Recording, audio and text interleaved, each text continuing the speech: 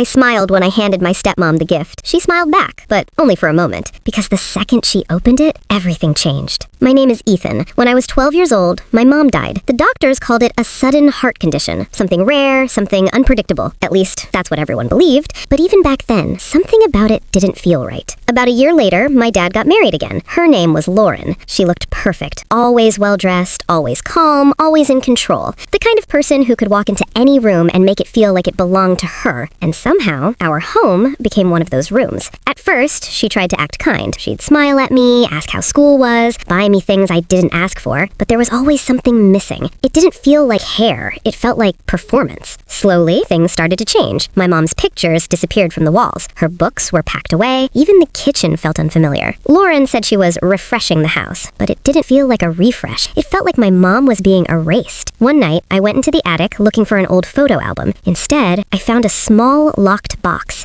I don't know why, but I opened it. Inside was a journal. My mom's handwriting. I hadn't seen it in years. At first, it was exactly what you'd expect. Memories, little notes about me, things she loved, things she hoped for. But then, the last few pages, they were different. One line stopped me cold. If you're reading this, something is wrong. My hands started shaking as I kept reading. She wrote about my dad, how he'd been distant, how there was someone else, a woman from his office, Lauren. They had been seeing each other long before my mom got sick. But what came next? That changed everything. I don't think I'm getting sick naturally. I read that sentence over and over again, trying to convince myself that I misunderstood it, but deep down, I knew I didn't. That night, something inside me changed. I didn't cry, I didn't confront anyone, I just started paying attention. For the next 2 years, I became exactly who they expected me to be. Quiet, normal, obedient, the perfect son. But behind that, I was watching everything. I noticed things they didn't think I would. Late night phone calls, strange financial documents, conversations that didn't make sense. And slowly, piece by piece, I started putting it all together. I kept records, saved copies, collected proof. Not because I wanted revenge, but because I wanted the truth. By the time I turned 16, I had more than enough. It was her birthday. Lauren loved attention. She loved being the center of everything. So I gave her exactly what she wanted. A gift. It was wrapped perfectly. Simple. Elegant. She smiled when I handed it to her. Thanked me like she always did. And then she opened it. Inside was a file. Neatly organized. Every secret she thought was buried laid out in front of her. Proof of the affair. Proof of hidden money. And copies of my mom's journal. Her hands started to shake. Her face lost all color. She looked at me like she was seeing me for the first time. "What is this?" she asked. I didn't raise my voice. I didn't get angry. I just looked at her and said, "It's the truth." Finally organized. A few minutes later, my dad walked in. He saw the file. He went through it slowly, page by page, and just like her, he didn't say anything.